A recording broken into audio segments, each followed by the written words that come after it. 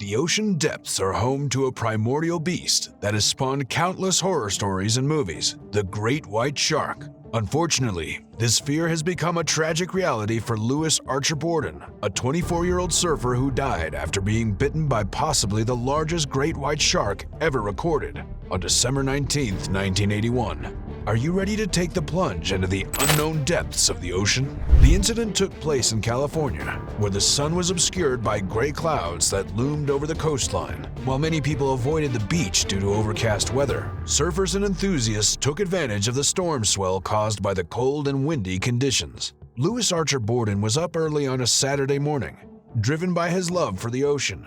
Despite the temptation to sleep in, the curly-haired adventurer was eager to surf the waves of South Mass Beach with a friend. It was just another typical day for him, or so he thought. After quickly having breakfast and saying goodbye to his parents, he headed to the driveway where his 5'4" surfboard colored yellow with a black border was strapped to the roof rack of his car.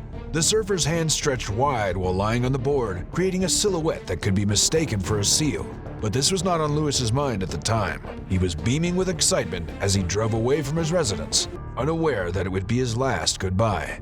As Louis drove carefully towards South Mass Beach, he arrived early in the morning before the rendezvous time, greeted by the familiar smell of the ocean.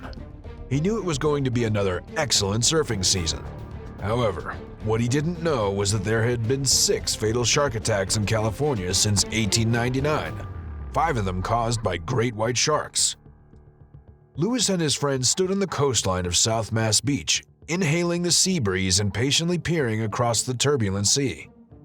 The waves were blown out on the reef, scaling up to 15 feet high, driven by the cold winds that day. Not a single soul was riding the waves. How could they not take advantage of this, Louis and his friend thought. The two men laughed and caught up like old friends do as they pulled on their wetsuits.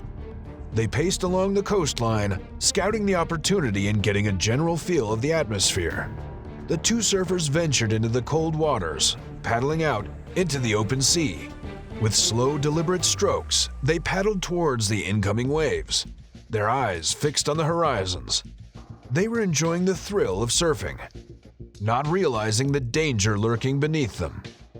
As the morning turned to afternoon, Louis and his friend returned to the parking area, satisfied with their surfing session. They talked over lunch, discussing their passion for surfing, life, and family, unaware that this would be their final conversation. At around 2 p.m., they said their goodbyes, never suspecting that this would be the last time they would see each other. Louis couldn't shake off the urge to catch just one more wave, even though he had already packed up and was standing beside his car. He gazed out at the beautiful waves and felt a pull in his chest. He decided to go back to the beach and have one last short session before going home. However, fate had other plans. As he paced along the coastline, he was alone this time. But the storm swell was too good to pass up, and Louis wanted to take advantage of the waves.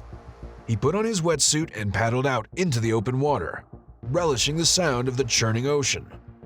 However, an ominous feeling soon washed over him, and he felt like he was being watched.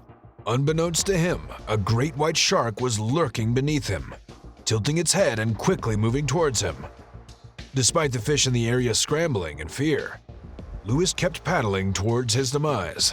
Suddenly, the shark appeared from the shadows, rearing its formidable head into the light.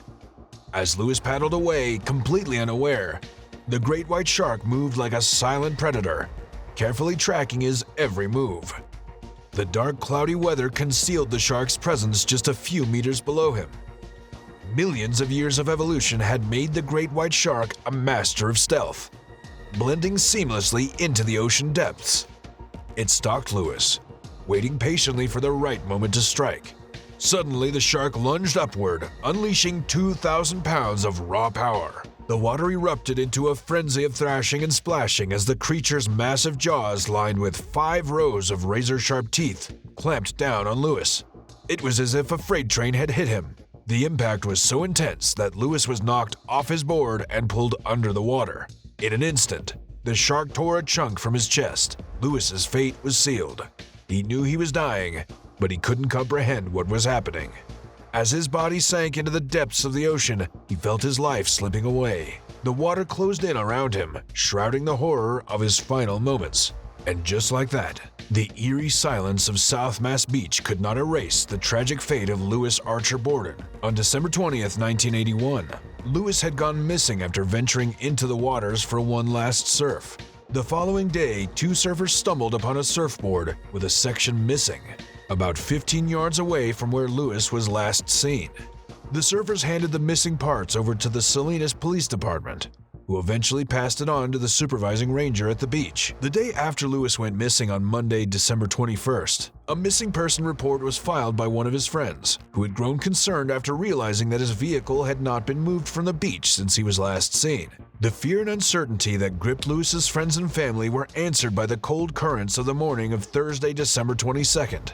Around 11 a.m., Louis's remains washed ashore in a small cove, approximately 1 kilometer north of Spanish Bay.